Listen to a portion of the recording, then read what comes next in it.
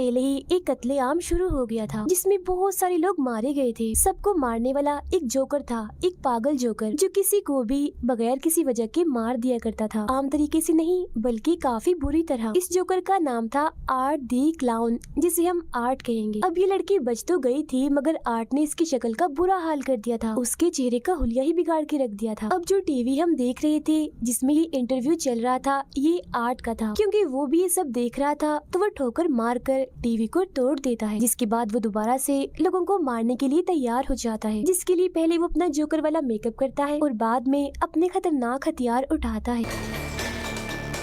TV host interview के बाद अपने दोस्त से फोन पर बातें करने लगती है। वो बता रही थी कि जो लड़की आज आई थी वो बहुत ही बदसूरत थी, उसका ये कहना ही था, तभी उसे अपने पीछे हलचल होती हुई महसूस होती है। वो चेक करने जाती है लेकिन वहाँ पर कोई नहीं था। फिर तभी अचानक से वो इंटरव्यू वाली लड़की आती है और उस होस्ट की आंखों में उंगलियां घुसा कर उसकी आंखें फोड़ देती है। फिर वो उसके चेहरे का हुलिया बिगाड़ कर उसे जान से मार डालती है। उसने ऐसा इसीलिए किया था क्योंकि उस जोकर यानी आर्ट ने जब से उस पर हमला किया था तो वो बिल्कुल पागल हो गई थी। अब हम दो लड़कियों को देखते हैं जो एक दूसरे की काफी अच्छी दोस्त थी। इनमें एक लड़की का नाम तारा होता है। ये एक पार्टी से वापस लौट रही होती है और वो पार्टी थी हैलोवीन पार्टी। तो जाहिर है आज रात है हैलोवीन की रात। हैलोवीन दरअसल एक ऐसा त्योहार है जिसमें लोग अलग अलग तरह के कपड़े और मास्क लगा के फिरते हैं और आर्ट भी हैलोवीन पर ही निकलता है एक के बाद एक शिकार करने के लिए। जब ये दोनों बातें कर रही थी तो आर्ट भी इनके पास से गुजर रहा था, जिसकी नजर इन दोनों पर पड़ जाती है। उसे देख तारा की दोस्त उससे मजाक करने लगती है मगर अगले ही पल वो गायब हो जाता है। वो अब एक पिज्जा की दुकान पर आती है जहाँ आर्ट भी इनके पीछे पीछे आ जाता है। अंदर आते ही वो तारा को घूरने लगता है। ये चीज तारा को काफी अजीब लगती है मगर उसकी दोस्त तो जाकर आर्ट के साथ तस्वीरें बनाने लगती। अब ये चीज भी उसे बिल्कुल पसंद नहीं आती। आर्ट एक मशीन से अंगूठी निकाल कर तारा को पहना देता है, जिससे तारा को तो बहुत गुस्सा आता है लेकिन उसकी दोस्त को तो ये चीज भी काफी अच्छी लगती। अब वो वॉशरूम में जाकर उल्टी सीधी हरकतें करने लगता है, जिससे तंग आकर दुकान का मालिक उसे यहाँ से निकाल देता है। कुछ देर बाद वो दोनों भी वहाँ से निकलकर अपने घर जाने लगे मगर देखते हैं कि गाड़ी का टायर तो पंचर है। अब तारा फौरन अपनी बहन जिसका नाम विक्टोरिया था उसे कॉल करके यहाँ बुला लेती है मदद के लिए। फिर वो अपनी दोस्त को कहती है कि मुझे वो जोकर ठीक नहीं लग रहा था और क्या पता टायर उसी ने पंचर किया हो क्योंकि उसने हमारी गाड़ी देख ली थी। उधर आर्ट ने दुकान के मालिक को काफी बुरी तरह मार कर उसके चेहरे पर आग लगा दी होती है, जिसके बाद वो दूसरे वर्कर को भी पकड़कर उस पर भी हमला कर देता है। वो उसे भी मार कर उसके चेहरे की जिल्दी निकाल देता है। उधर तारा को वॉशरूम जाना था मगर यहाँ आसपास कोई वॉशरूम नहीं था। तब उसकी नजर सामने एक बिल्डिंग पर पड़ती है जहाँ से गार्ड बाहर आता है। तारा उसके पास जाकर यहाँ का वॉशरूम इस्तेमाल करने की इजाजत मांगती है मगर वो इनकार कर देता है कि मैं यहाँ काम करता हूँ तो मेरी नौकरी खतरे में पड़ सकती है। जिस पर तारा कहती है कि इतनी रात हो गई है, किसी को क्या पता चलेगा कि आपका वॉशरूम इस्तेमाल हुआ है। अब थोड़ा और कहने पर वो मान जाता है और उसे अंदर ले आता है। वो उसे वॉशरूम के पास छोड़कर चला जाता है। गाड़ी में बैठी तारा की दोस्त को खबरों से पता चलता है कि पिज्जा शॉप की मालिक और एक वर्कर की मौत हो गई है और उन्हें मारने वाला एक जोकर जैसा दिखने वाला आदमी है जिसने अपने हाथ में एक बैग भी पकड़ा हुआ था। अब ये जानकर वो समझ जाती है कि ये काम उसी जोकर आर्ट का है। तभी गाड़ी में तारा आकर बैठ जाती है और जब वो इस सब के बारे में उसे बताने के लिए तारा की तरफ देखती है तो पता चलता है कि ये तारा नहीं बल्कि आर्ट है। तारा जब गाड़ी की तरफ वापस आ रही थी तो उसे एक बच्चे की रोने की आवाज आती है। वो चेक करने जाती है मगर वहाँ कोई भी नहीं था। तभी अचानक से पीछे एक औरत आ जाती है जिसे अचानक देखकर तारा घबरा जाती है। औरत ने हाथ में एक गुड़िया पकड़ी हुई थी जिसे वो अपने बेटे कह रही थी। दरअसल इसका ज़हनी तवाज़ुन ठीक नहीं था, ये पागल थी। अब तारा उसी बातों में उलझाकर आगे बढ़ती है जहाँ एक बार फिर उसका सामना होता है आर्ट दी क्लाउन से, जिसके हाथों पर खून लगा हुआ था और वो एकदम शांत खड़ा था। मगर फिर अगले ही पल वो तारा को डरा देता है तो वो यहाँ से भाग जाती है। भागते भागते वो एक गाड़ी के पीछे आकर छुप जाती है। आर्ट भी उसे ढूंढने के लिए यहाँ आता है मगर जब वो नहीं मिलती तो वो चला जाता है। तारा को लगता है कि अब सब ठीक है तो वो यहाँ से निकलने लगती है मगर तभी पीछे से आर्ट उस पर हमला कर देता है और अपने औजार से उस पर कई बार वार करता है। फिर वो उसका गला घोटकर उसे मारने ही वाला था मगर तभी तारा के हाथ एक नोकदार चीज लग जाती है जिससे वो आर्ट पर हमला करके यहाँ से भाग जाती। अब यहाँ का दरवाजा बंद था जिसे वो नहीं खोल पाती, इसीलिए वो इधर ही छुप जाती है। तब आर्ट भी यहाँ आता है तो वो कोई चीज फेंक कर उसका उसका ध्यान भटकाती है और दूसरी तरफ भेज देती है। अब वो दोबारा से निकलने की कोशिश करती है तो देखती है कि आर्ट ने तो यहाँ का मेन दरवाजा भी बंद कर दिया है। वो सीढ़ियों के जरिए ऊपर आती है तो सामने एक जगह पर वो गार्ड को खड़ा हुआ पाती है। वो उसे काफी आवाजें लगाती है मगर वो नहीं सुनता क्योंकि उस वक्त वो गाने सुनने में मगन होता है।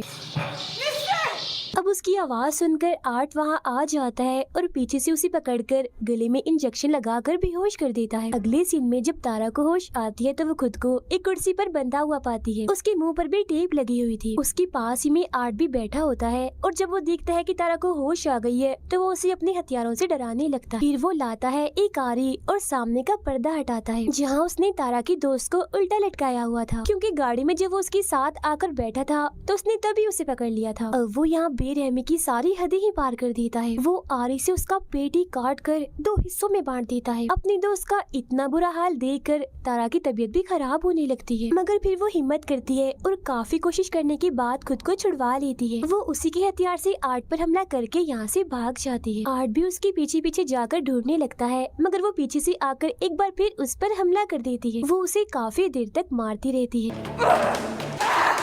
अब जब गेम उल्टी पड़ रही थी यानी तारा उस पर भारी पड़ रही थी तो वो यहाँ पर बेईमानी करता है। वो हाथों से नहीं लड़ता, वो करता है गन का इस्तेमाल। वो गोली पहले उसकी टांग पर मारता है और बाद में उसके चेहरे पर, जिससे वो काफी जख्मी और अधमरी हो गई थी। अब गन में गोलियां खत्म हो गई थी, इसलिए जब वो गोलियां लेने जाता है तो यहाँ उसे तारा का मोबाइल मिलता है जिस पर तारा की बहन विक्टोरिया का मैसेज आया होता है कि मैं बिल्डिंग के बाहर आ गई हूँ। तब आर्ट तारा बन के मैसेज करता है और पीछे के दरवाजे से अंदर आने का कहता है। ऐसा करने के बाद वो तारा की दोस्त की लाश के साथ तस्वीर बनाता है और लाश की हालत का हम बड़ा ही बुरा हाल देखते हैं, पूरी चिरी हुई 2 हिस्सों में बटी हुई। अब वो जाता है तारा के पास और उस पर भी अंधाधुंध गोलियां चलाकर उसे मार डालता है। वो पागल औरत भी यहीं खड़ी हुई थी और उसे ऐसा करता हुआ देख रही थी। ये सब देखकर वो जाती है गार्ड के पास और उसे सारी सूरत हाल समझाने की कोशिश करती है, मगर वो उसकी बातों का यकीन नहीं करता। फिर वो नीचे जाकर किसी को फोन करने लगता है, मगर तभी यहाँ आर्ट आकर हथौड़ी से उस पर हमला कर देता है। पागल औरत देखती है कि वो अपने बच्चे को देखती है। वो उसके पास जाकर पूछती है, क्या तुम्हें जरा भी इंसानियत नहीं है, जरा भी ममता नहीं है, तुम्हें बच्चों पर भी रहम नहीं आता? ये कहकर वो आर्ट को अपने साथ लगा लेती है जैसे वो कोई बच्चा हो, और वो भी बिल्कुल ऐसी एक्टिंग करता है जैसे वो सचमुच का बच्चा ही हो।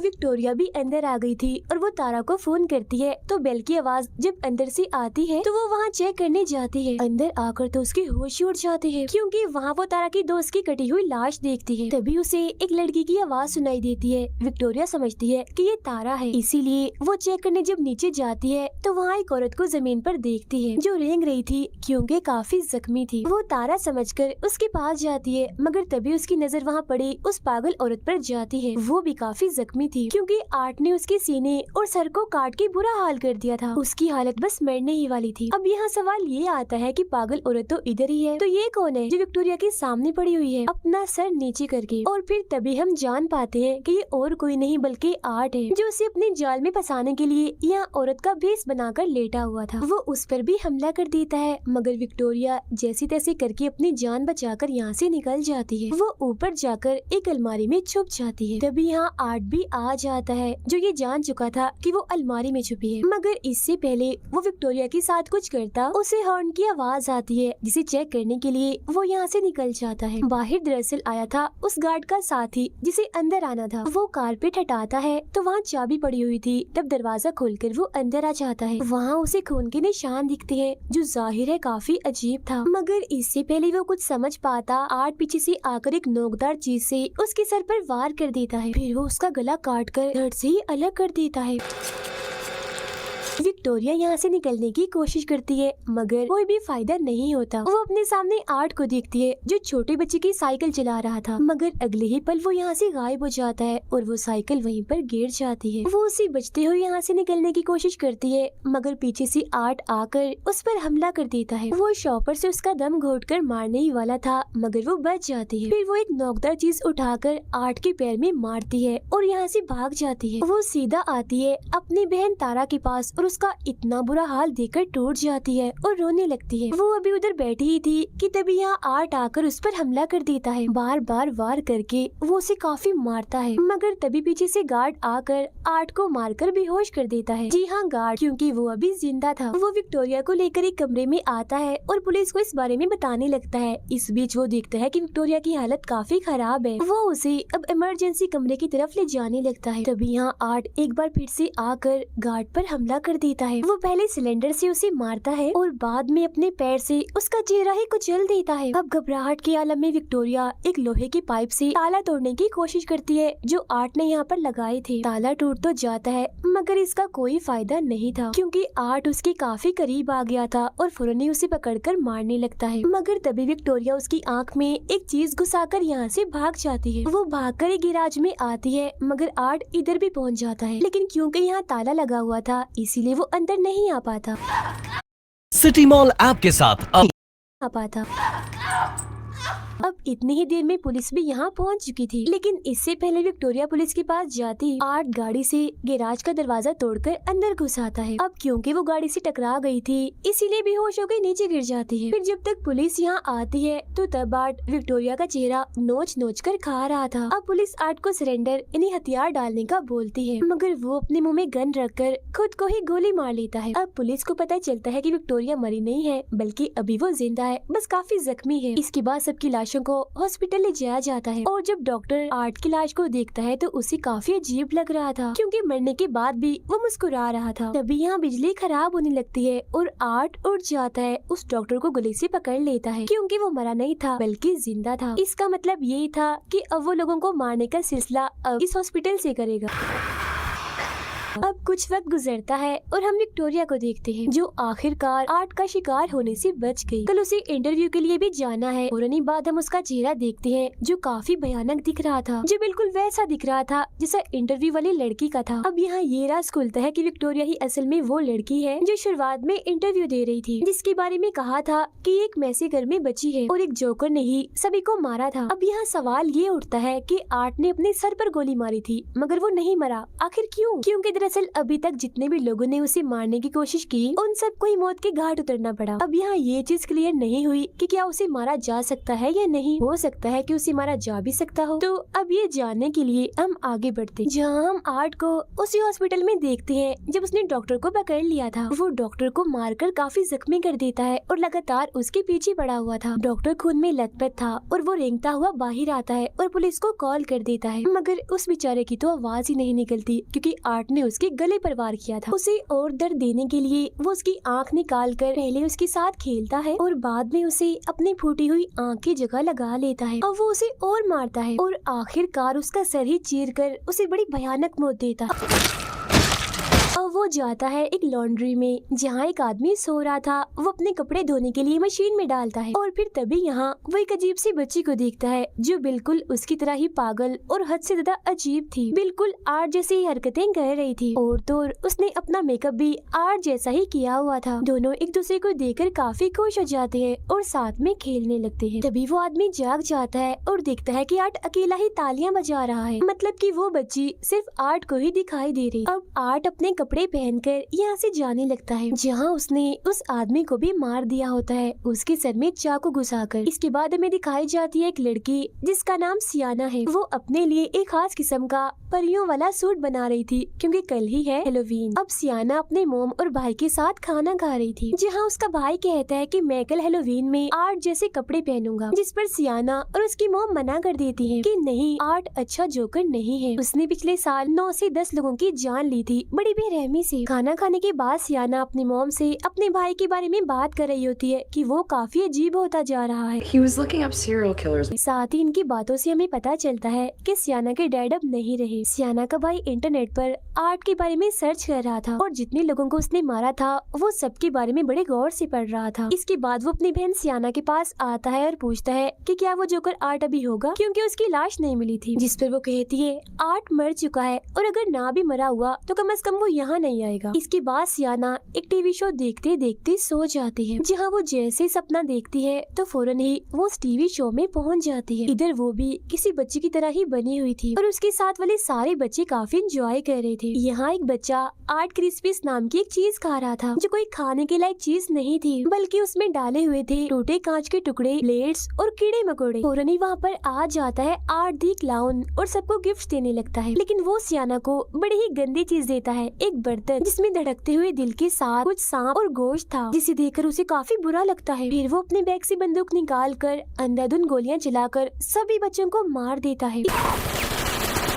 इस बीच सियाना भी जख्मी हो गई थी मगर जिंदा थी। वो आगे बढ़ती है तो आर्ट उस पर आग फेंकता है, तो वो एक बॉक्स में से तलवार निकालकर आगे कर देती है, जिससे आग उसका कुछ बिगाड़ नहीं पाती। असल में ये तलवार काफी ताकतवर थी, जो सियाना को उसके डैड ने दी थी। अब इतना भयानक सपना देखकर वो डरते हुए अचानक से जाग जाती है और देखती है कि सच में उसके सामने वाले टेबल और टीवी पर आग लग चुकी है। तब उसकी मॉम जल्दी से यहाँ आकर आग बुझाती है। सब कुछ नॉर्मल होता है तो सियाना की मॉम उससे पूछती है कि तुमने जलती हुई मोमबत्तियाँ टेबल पर क्यों छोड़ी, जिस पर वो कहती है, मॉम मैंने तो मोमबत्तियों को जलाया तक नहीं था। सियाना अपने कमरे में जाकर उस तलवार को देखती है, जहाँ वो बिल्कुल ठीक पड़ी थी, उसे कुछ भी नहीं हुआ था। उधर आर्ट हेलोवीन की तैयारी कर रहा था, मतलब वो तेजधार हथियार बना रहा था मैसेकर करने के लिए। वो अजीब बच्ची जो उसके साथ ही टीवी चलाती है और वही शो देखने लगती है जिसमें टीवी होस्ट विक्टोरिया का इंटरव्यू ले रही थी, जिसके बाद हमने देखा था कि आर्ट ने ठोकर मारकर टीवी तोड़ दिया था। तो यहाँ भी वो ऐसा ही करता है, क्योंकि ये वही सीन है। स्कूल में सियाना का भाई और उसके दोस्त एक मरे हुए चूहे को देख रहे थे। तभी यहाँ टीचर आती है और तीनों को डांटकर क्लास में जाने का कहती है। क्लास खत्म होने के बाद जब सियाना का भाई नीचे आता है तो वो अपने सामने पाता है आर्ट और उस अजीब बच्ची को, जो उस मरे हुए चूहे के साथ खेल रहे थे। उन्हें देखकर वो डरने लगता है। तभी उन दोनों की नजर भी उस पर पड़ जाती है, जो देख डरते हुए वो यहाँ से भागने लगता है। मगर रास्ते में ही एक टीचर उसे देख लेती है और वो उसे रोकने की कोशिश करती है, मगर वो नहीं रुकता। तब चेक करने के लिए वो टीचर जब अंदर जाती है तो जमीन पर मरे हुए चूहे को देखती है, जो देख उसे लगता है कि ये काम जरूर सियाना के भाई का ही है। सियाना को हम अपने दोस्तों से बातें करते हुए देखते हैं, जहाँ वो आर्ट की बातें कर रही थी और ये भी कि उस भयानक दिखने वाली विक्टोरिया ने टीवी होस्ट की आंखें फोड़ दी। अब ये सारी बातें सुनकर सियाना को काफी अजीब सा महसूस होने लगता है और वो यहाँ से उठकर चली जाती है। उसकी दोस्तें भी उसके पास आकर पूछती है कि आखिर बात क्या है, तुम इतनी घबराई हुई क्यों हो। जो सुन सियाना उन्हें अपने सपने के बारे में बताती है, साथ ही वो काफी डरी हुई भी थी। Candles burning.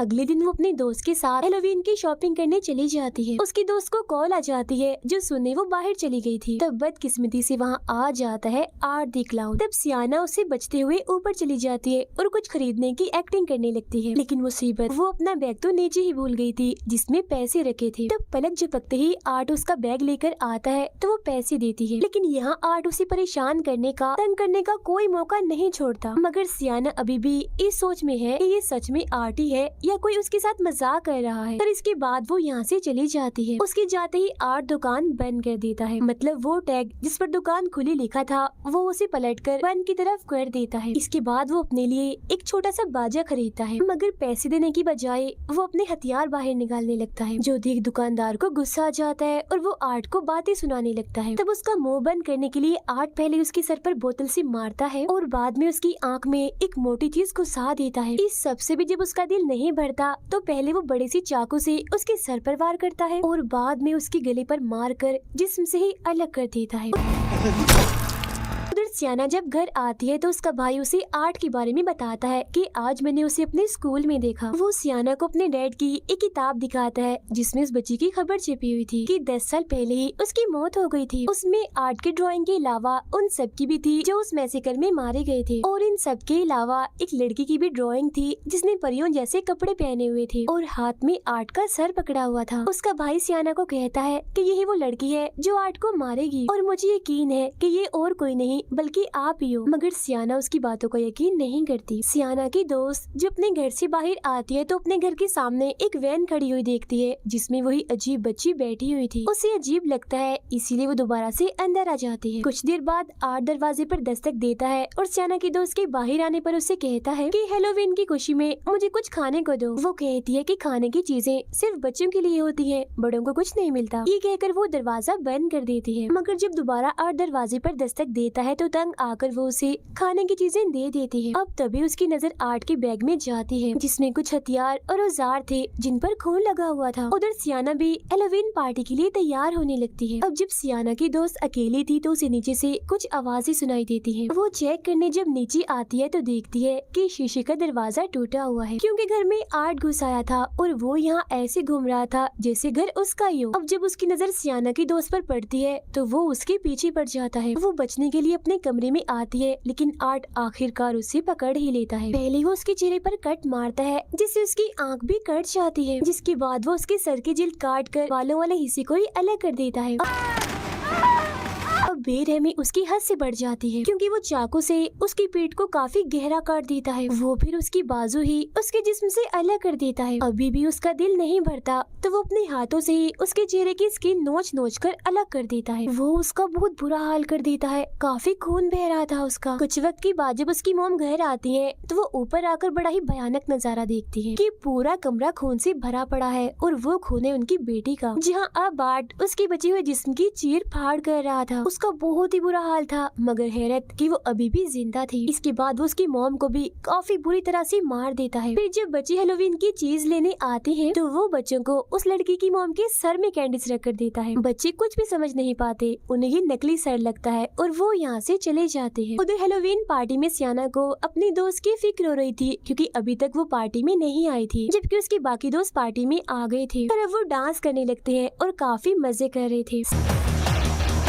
सियाना के भाई को हम उसके कमरे में देखते हैं क्योंकि उसकी मॉम ने उसे पार्टी में जाने नहीं दिया था। आर्ट के बारे में बताने के लिए वो अपनी मॉम को अपने डैड की वही किताब दिखाता है जिसे उसकी मॉम फाड़ देती है। वो अपनी मॉम से बदतमीजी करता है तो वो उसे थप्पड़ लगा देती है तो वो गुस्सा होकर अपने घर से निकल जाता है। फिर जब उसकी मॉम बाहर आती है तो देखती है कि उनके बेटे ने सब कुछ खराब कर दिया है, यहाँ तक कि गाड़ी भी गंदी कर दी थी और उस पर अपनी माँ के लिए गाली लिख दी थी, जो देख उसकी मॉम को काफी बुरा लगता है। सियाना के भाई को वही वैन दिखती है जिसमें वो उसी अजीब सी बच्ची को बैठा हुआ पाता है। ये देखकर तो उसकी हालत ही खराब हो जाती है और वो फौरन ही अपने घर की तरफ भाग जाता है। अब सियाना की मॉम गाड़ी साफ करने लगती है इस बात से अनजान होकर कि इसमें आर्ट बैठा हुआ है, जिसका साफ मतलब था कि गाड़ी का ऐसा हाल और किसी ने नहीं बल्कि आर्ट ने किया है। फिर जैसे वो शीशा साफ करती है अंदर आर्ट को बैठा हुआ देख लेती है, मगर कुछ सोचने समझने का मौका दिए बगैर वो उनके सर पर गोली मारकर हट से ही अलग कर देता है। जब सियाना का भाई घर आता है तो देखता है कि आर्ट ने उसकी मॉम की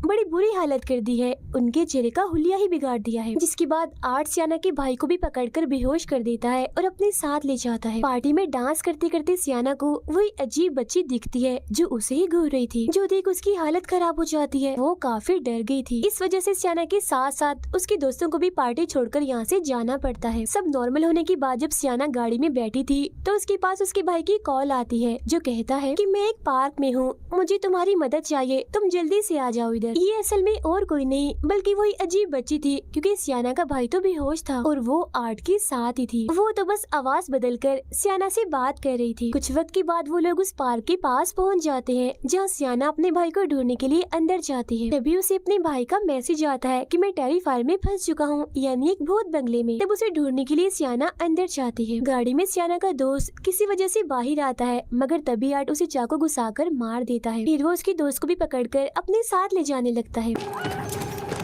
मगर वो आर्ट को टांग मारकर जैसी तैसी बच जाती है और यहाँ से भाग जाती है। भागते भागते वो एक ऐसे कमरे में जाती है जहाँ चारों तरफ दीवारों पर खून लगा हुआ था। तभी इधर आर्ट भी आ जाता है और उसके चेहरे पर तेजाब डाल देता है जिससे उसका सारा चेहरा जलकर झुलस जाता है। चेहरे का बुरा हाल हो जाता है। फिर वो अपने तेज कीलों वाले हथियार से बार बार उसे मार कर बची हुई कसर भी पूरी कर देता है और उसे भी बड़ी बेरहमी वाली मौत देता है। तभी यहाँ सियाना भी आ जाती है और अपने दोस्त की इतनी बुरी हालत देखकर काफी डर जाती है। इधर आर्ट भी खड़ा था मगर इससे पहले वो सियाना को मारता पीछे से आ जाता है उसका भाई, जिसे देखकर सियाना यहाँ से भागने का कहती है और फिर आर्ट की टांग में एक लकड़ी घुसा देती है मगर बेचारे की किस्मत खराब थी, वो उल्टा उसी से ही पिट जाती है। आर्ट उसे इधर उधर पटक पटक कर काफी मारता है।